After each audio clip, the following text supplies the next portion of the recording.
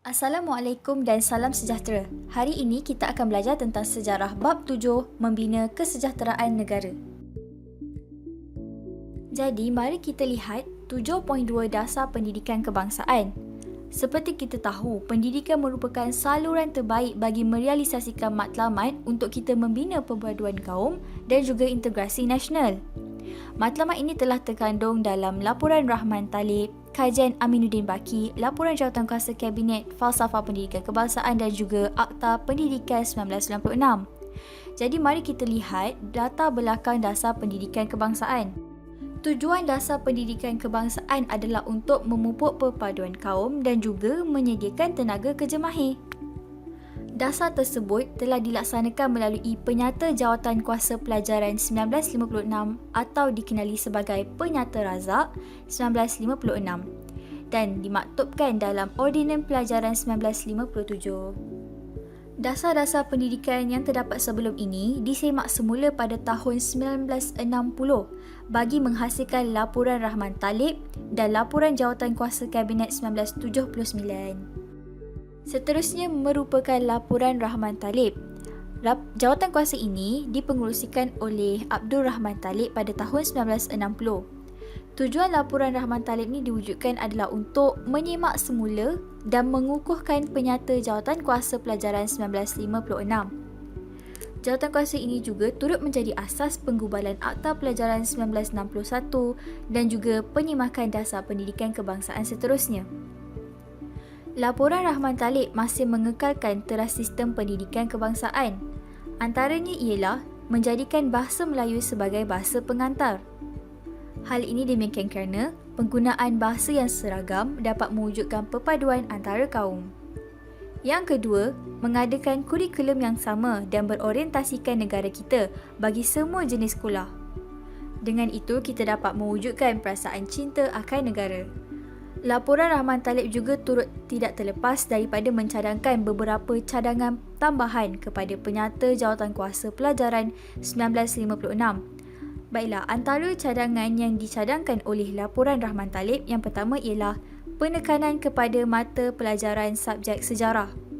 Dengan mempelajari subjek sejarah, kita dapat menanam perasaan cinta dan kesetiaan terhadap negara apabila kita belajar tentang sejarah negara kita yang terdahulu. Yang kedua, mewajibkan mata pelajaran tata rakyat. Mata pelajaran tata rakyat ini adalah untuk membentuk sikap bertoleransi, bekerjasama dan persefahaman antara kaum. Seterusnya, Kajian Aminuddin Baki. Laporan Rahman Talib kemudian dibuat penambahbaikan dan dilaksanakan sepenuhnya melalui Kajian Aminuddin Baki, iaitu yang pertama memperkenalkan sistem persekolahan aneka jurusan. Dengan itu, para pelajar yang gagal untuk memasuki sekolah menengah akademik, mereka boleh memasuki persekolahan aneka jurusan mengikut jurusan yang mereka lebih cenderung. Yang kedua, memperkenalkan kursus kemahiran untuk melahirkan tenaga kerja mahir yang melibatkan pelbagai kaum. Dan yang ketiga, sekolah kebangsaan yang menggabungkan semua kaum dalam satu kelompok untuk memupuk perpaduan. Seterusnya merupakan Laporan Jawatankuasa Kabinet. Jawatankuasa Kabinet ini ditubuhkan pada bulan September 1974. Jadi, tujuan ataupun peranan jawatankuasa ini adalah untuk mengkaji semula pelaksanaan sistem pelajaran kebangsaan. Jadi, apakah matlamat kandungan Laporan Jawatankuasa Kabinet ini? Yang pertama adalah penegasan kepada kerohanian.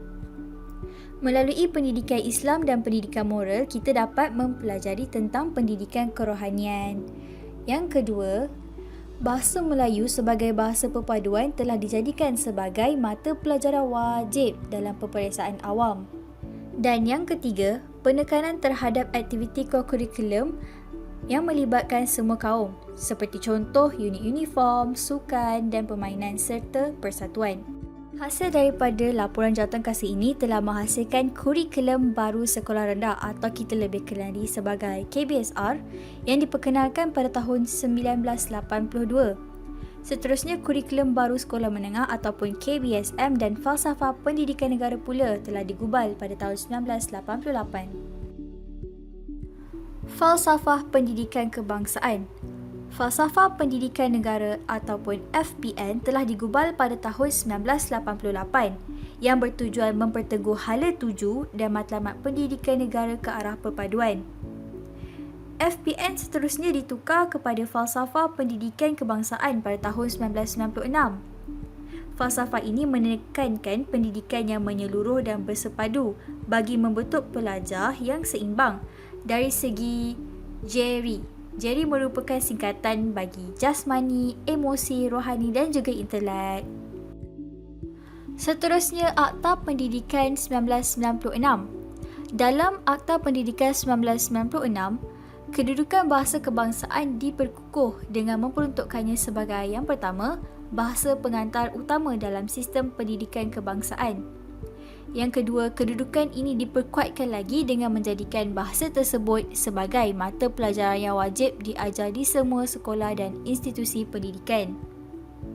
Manakala institusi pendidikan swasta, mereka dikehendaki mengadakan pengajaran bahasa kebangsaan, pengajian Malaysia dan pendidikan Islam atau moral yang bertujuan untuk memupuk semangat cinta akan negara serta nilai murni. Seterusnya, mari kita pelajari subtopik 7.3 iaitu Bahasa Melayu sebagai bahasa ilmu dan juga bahasa perpaduan. Apabila negara kita mencapai kemerdekaan, bahasa Melayu diiktiraf sebagai bahasa kebangsaan dan juga bahasa rasmi. Jadi, terdapat beberapa langkah yang dilaksanakan untuk memartabatkan bahasa kebangsaan tersebut. Antaranya ialah Akta Bahasa Kebangsaan. Kedudukan bahasa Melayu dimartabatkan melalui penggubalan undang-undang yang kita kenali sebagai Akta Bahasa Kebangsaan. Akta Bahasa Kebangsaan tersebut diperkenalkan pada tahun 1967 dan dikenali juga sebagai Akta 32. Akta Bahasa Kebangsaan telah digubal di bawah Perkara 152 Perlembagaan Persekutuan Malaysia dan mula dikuatkuasakan pada 1 Julai 1971. Seterusnya, Bahasa Rasmi Pentadbiran. Bahasa Melayu sebagai bahasa rasmi menjadi antara unsur penggerak jentera pentadbiran negara. Bahasa Melayu merupakan alat komunikasi rasmi dalam pelbagai urusan di kementerian dan juga jabatan kerajaan. Bahasa Melayu turut digunakan sepenuhnya dalam urusan mahkamah bermula pada tahun 1990. Selain itu, memperkasakan bahasa Melayu dalam sistem pendidikan. Macam mana pula tu? Bahasa Melayu dijadikan bahasa pengantar di sekolah. Penggunaan bahasa Melayu tersebut dapat memupuk semangat kekitaan dan bersatu dalam kalangan murid. Tambahan pula, bilangan guru terlatih bahasa Melayu ditambah di sekolah menengah kebangsaan, manakala guru khas juga turut ditambah di sekolah menengah jenis kebangsaan. Seterusnya, mewujudkan Universiti Kebangsaan Malaysia UKM yang kita kenali sebagai Pusat Keilmuan Bahasa Melayu.